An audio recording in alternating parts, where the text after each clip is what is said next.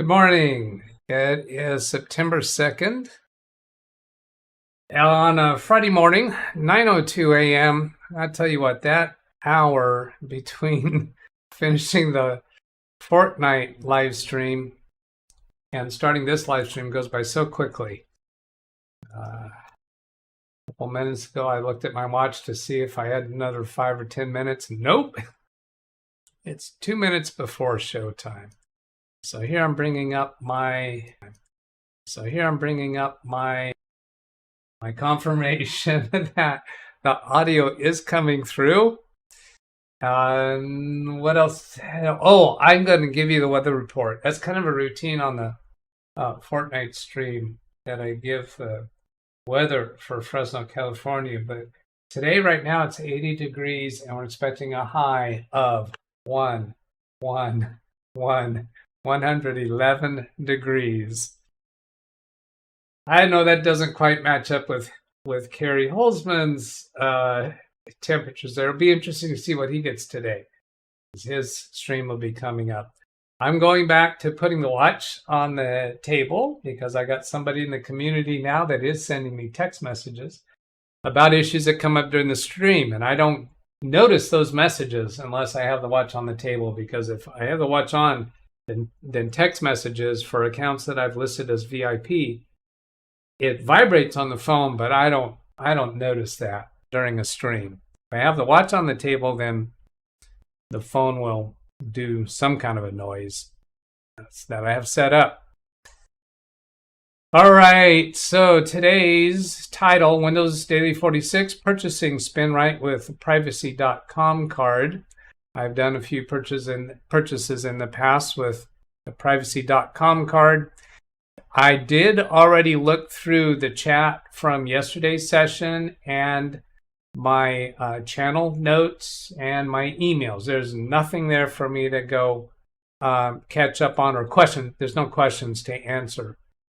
So here I'm just taking a quick scan through that, and I'm not 106 in Phoenix. Well, that's not, I would expect it to be hotter for Kerry than here. It sounds like desert. You're probably going to be like 117.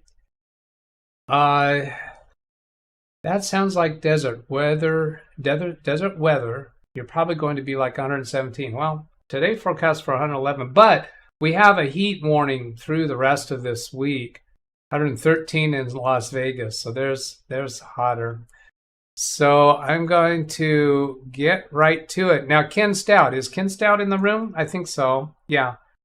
This is probably going to be short today, Ken. So you're scheduled for half an hour after I start, but it might be ready before that to send people to you.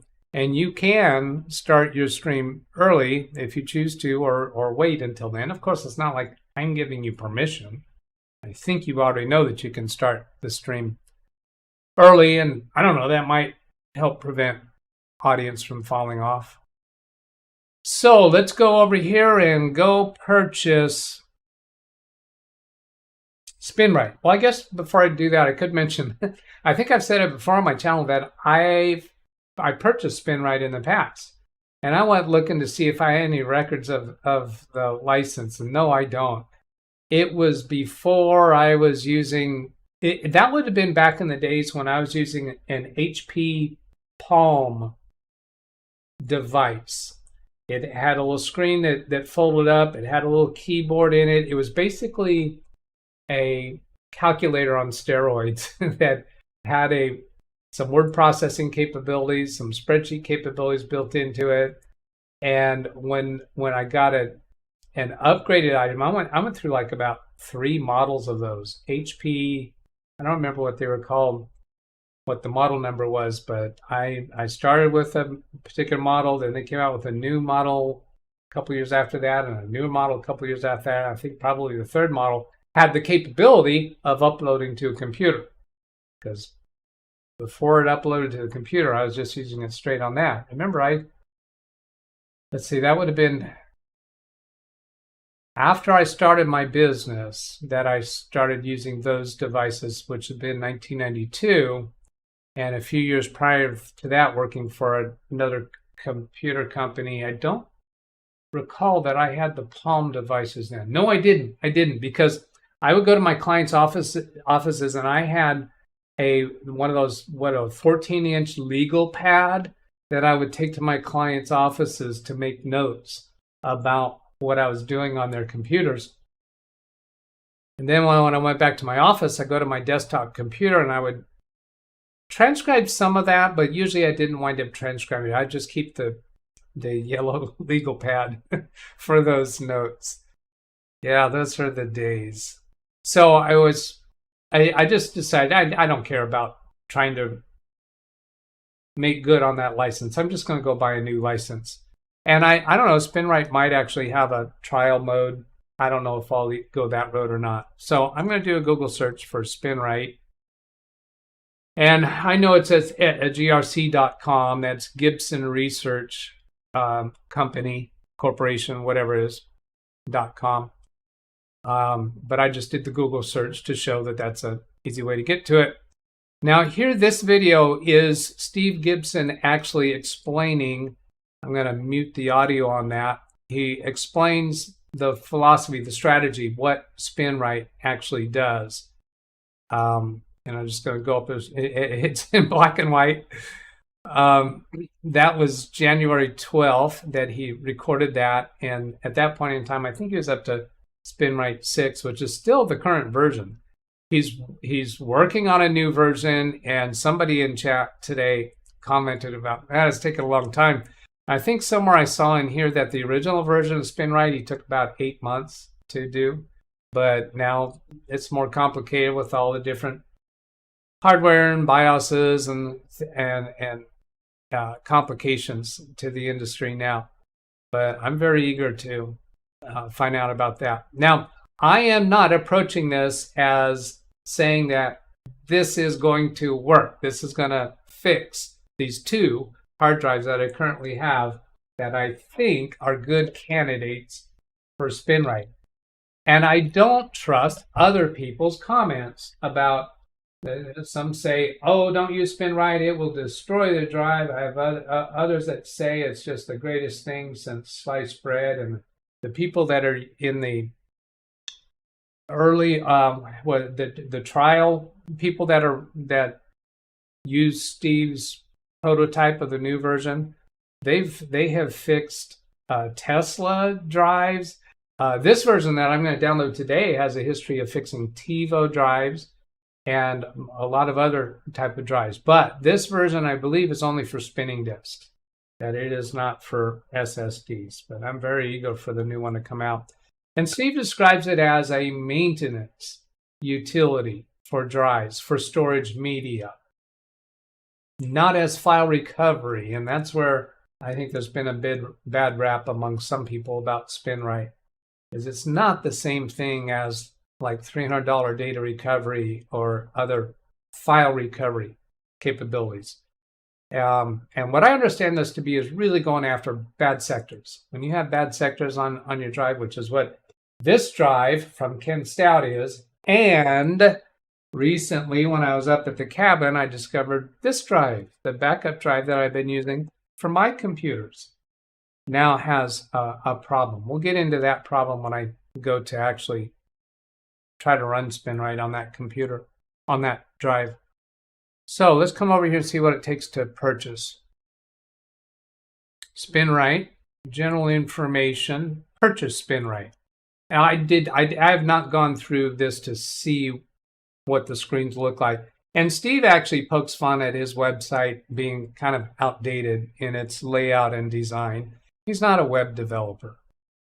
So here's Spinrite 6, first-time purchasers. So then here's down here for owners of version 1 or Spinrite 2.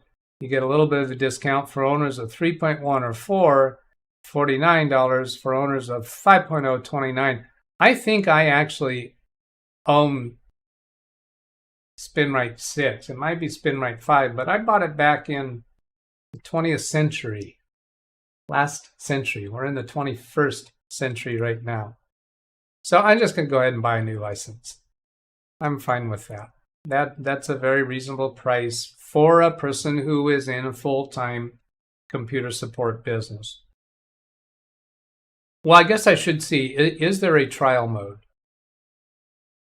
Spinrite does purchase Spinrite, demo videos, knowledge base. I don't know if he does have a trial mode. I don't care. I'm not going to go after it. And I'm taking a quick look over here, see if anybody's told me their knowledge about trial mode. And I'm seeing some comments about the Spinrite and what it does, but I'm just going to go ahead and do it. Now, RoboForm on this computer requires me over and over to log into RoboForm, not just after a fresh reboot, but through the day it will happen. And I've mentioned this before. Somebody encouraged me to go do a support ticket with them. I said I just wanted to uninstall and reinstall first. I haven't done that. So log into RoboForm. I don't think, I'm going to go ahead and click on that. Yeah, so that brings this up. And when I start typing the password, you don't get to see it. So I've done this password so many times, it's easy for me to type it. And then I'm going to click login. I'm sure it's safe for me to leave that on screen, but I'm taking it off screen anyway. Yeah, so when I did login, that screen just went away. Gave me a progress bar and then went away. Okay, let's take that off because that exposed something. Yeah, that's not an issue, I don't think. So I'm going to click to fill in my email address. And then I'm going to click next. I'm going to click on this P right there. That's to the left of my mouse arrow. I'm going to come back here and click on that because that's the privacy.com. And that's how I pay for things every chance that I get. Yeah, so what this does is it is exposing the last credit card that I used. It's exposing it with the full credit card number and the expiration date and the 3-digit code. However, that card is for a specific vendor. So even if I did that, expose that to you, nobody would be able to use it. However, do hackers, can they figure out some vulnerability way around that? So I don't want to expose that. So I'm going to click on this button for create a new card. And then I can show this screen. That'll take me to here. So I can put in a nickname for it. I can put in a spend limit. It directly draws money out of my bank account. Do you see the last 4 digits of my bank account there? If you can do anything with that, more power to you. Then I'm going to take that back to my camera, and I suppose I could even make an argument for not exposing the last 4. But anyway, I'm going to click on that Create Card button. That didn't do what I wanted. I'm going to go back to do that again. Oh, that's interesting. Now that I kind of canceled that letter P icon is no longer visible. So let's go. I'm going to refresh the page. Put in my email account again. And then click on that B.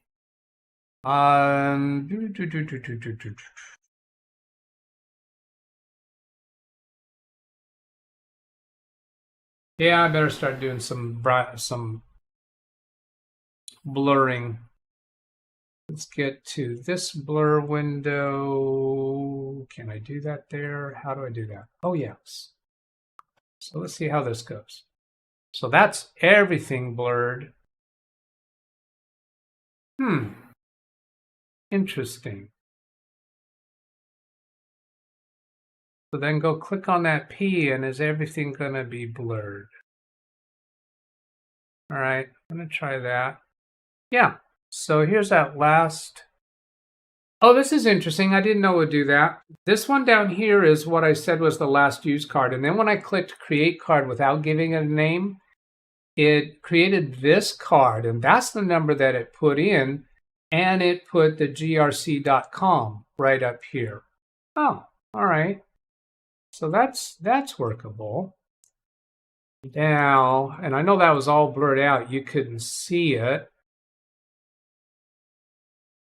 Huh. All right. So here, this is blurred again. There is the credit card number. Good luck making that out. And it has an expiration date. It has a 3-digit code. Now down here, I can put a spend limit. So I'm going to click on that and put a $100 spend limit. Now I can turn this button on for single use. It's a one-time use, and that makes sense in this case because I'm not going to buy it again. So it's not going to be a subscription. So I'll do it as a single use and add that limit. So then here's the grc.com, and I can change that nickname. It took the nickname based upon the website that I was at. So I'm going to type in, let's see, it's called Spinrite. Put in the name Spinrite, and then I'll put Gibson Research. I know you're seeing it all blurred, but I'm explaining to you what I'm typing, and I'm not going to worry about making the blurred items smaller. So $100 single use, and then I click down here for this button. It says use card. So now it's got that credit card number in here. It has the expiration showing, and it has that 3-digit code here. And then on the billing address, the neat thing about privacy.com is you can put in a phony address. If you don't want to give that website your actual address. Now the address that was filled in when I selected from RoboForm my credentials was not my actual address. It was a mail drop service that I don't even use anymore. So I think I'll leave it at that. That's fine because he's not going to mail anything to me. And you can also put in a false phone number and then click to submit purchase info. That's this button down here. Oh, it says we encountered a problem. Some of your purchase information was incomplete, unclear, or invalid. The problem is explained here, and any problem field is highlighted below in red. Please correct the contents of any red highlighted fields, then resubmit your purchase data. The exact account name appearing on your credit card was not provided. So in this red field here for the name on the credit card, I didn't put anything in there. Well, this also, you can put anything that you want in here, and privacy.com will validate it. Just in case I have any interaction with Steve down the road, I prefer to use my real name here. So I'm going to put that in as DougBetts. And then all the other fields are still filled out from what I did previously. And I'll click Submit Purchase Info. So then here's a screen that's showing all of that purchase info. I did leave the billing address as that old mail drop address. And it shows Spinrite 6 right up here. Purchase quantity is 1. Price each is $89. And total amounts to be charged to your card is $89. There's no tax. There's no sales tax on electronically delivered software. If you order something in a retail box, then I think there is tax. It has my address and phone number. Then it asks for an email address down here for the receipt to be emailed to. So I'm going to put in my regular business address, not the address that you guys can send questions to me to, because that's different. It gets the one that I put out for you guys, DougBetts at LiveWindowsTraining.com, that gets higher priority. Then I'll click authorization for charges above, and then it says software purchase success. Your GRC software purchase succeeded, and you now own a license for the software you have purchased. A receipt has already been emailed to the address you provided, but as an extra precaution, you should record your order's private transaction code below. So there is a private transaction code here that I'm not exposing. It is your permanent password that uniquely identifies you to the system and allows you to obtain updates and replacement copies of your personally licensed software at any time. After you have recorded this code somewhere safe and private, click the button below to display your final printable purchase receipt and obtain your software download links. So I'm going to highlight this code, press Control-C for copy, then I'll come up here to LastPass. And here's the thing with LastPass that I'm not LastPass, RoboForm. This is RoboForm. RoboForm, when I click on this, when I'm at a site that RoboForm knows about, it's not showing me that site right here, whereas LastPass does that. Let me try clicking on the recent tab. No, I'm at Gibson Research. It is recent, and it's not showing in this list. I'm not pleased with RoboForm in that regard. Now I can search RoboForm, type GRC. If I can type it correctly, and then went to Instagram. It's not showing the Gibson Research site. So it has not now. Oh, no, because when I went to Gibson Research, I haven't created an account yet there, have I? I haven't done a login. All right, so I have copied that to my electronic clipboard. Now I'm gonna pause for a moment. I'm gonna go back to my camera and switch over to see if you guys are yelling at me about something in chat. No, looks like you're not. Let's see, look at question marks, oranges, I just see hellos. Okay, so then moving on. That is my permanent password. Do I have it as sign-in credentials for their website yet? I don't think so. So here I'm going to click on Display Receipt and Download Links. You know what? I'm going to do one other thing. I'm going to confirm that I have that code accurately in my clipboard buffer, and I do. Okay, so let's come back here, Display Receipt and Download Links. So here's Spinrite 6, purchase quantity 1, price each $89. It shows my name, my email address, the last 4 digits of the credit card, the expiration of the credit card, the old email, US mail drop address that I had in there, and the transaction code. That transaction code is what they previously referred to as a password. So scrolling down more, licensed software download, please read. The links below allow you to immediately download. Let's see, can I scroll this far enough to get that off the screen? No, I can't.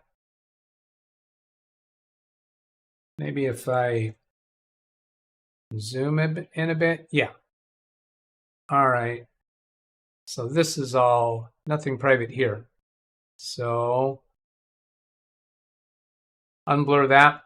The links below allow you to immediately download your software, obtain a company documentation for your protection. Since all download software is pre-registered, it's important that you keep your transaction code secret, since it can be used to redisplay this page on our server at any time. To ensure your exclusive access to your own copy, the software download links will remain valid for 10 minutes only from the time of their display. What? Really? Wow, that's different. To ensure your exclusive access to your own copy of software, the download links below will remain valid for 10 minutes only from the time of their display. These links. It may only be used one time. Any software download must be initiated before the link expires. Though once started, the download may continue as long as necessary. You may extend this time and get as many additional downloads as you may need by refreshing this page. So I can come back and download it later, as many times as needed.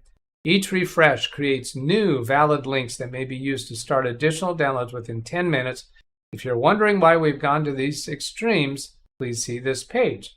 Interesting. This page may be used to review your download history, verify or edit your current email address. So that's kind of a different privacy and security policy. So here's the software, there's documentation, there's home page. So I'm going to start with the software. Again, I'll take that off screen when I click that, and all it did was it downloaded down here. So there's the program. I have the program. Here's the documentation. Take that off. No, you know what I'll do is instead of off screen, I'm going to try blurring. So you see me click, and then this, as suspected, it's got nothing private on it. So here's Spinrite documentation. You're invited to accept the following documentation, Acrobat file. So I'll click on that. And that opens straight up into here. And it's 4 pages. What does Spinrite do? So I'm going to display these. If you're interested in reading this, you could go back and pause the video. Make it bigger. All right. So there's that part of it. I'm not reading it right now. But if you wanted to read through that, you could pause these, go back and watch the video later and pause at these different points.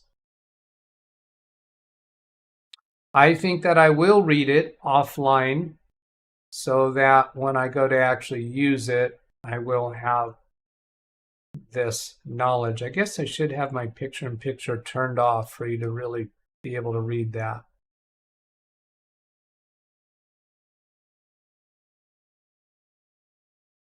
I might be actually giving this a first run tomorrow on the Saturday live stream.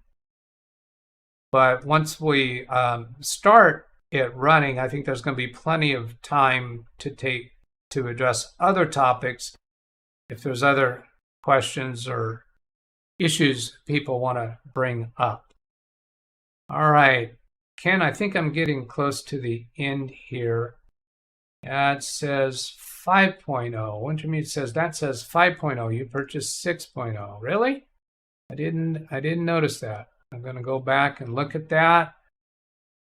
So that document did not open in a new page, so I'll use the back button. That's a Spinrite 5 brochure, 5 owner's guide. This says Spinrite 6 up here. Page 4, major features. Could it be that he didn't actually write a 6.0 documentation? What's under the hood shows you everything about how Spinrite operates and how it performs its magic. And this one has 19 pages. So I'm not going to scroll through all of that. It's 9:29 right now. I'm going to go ahead and end this stream so that Ken actually can start right on time.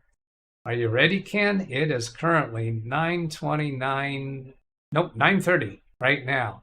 So that'll do it for this stream.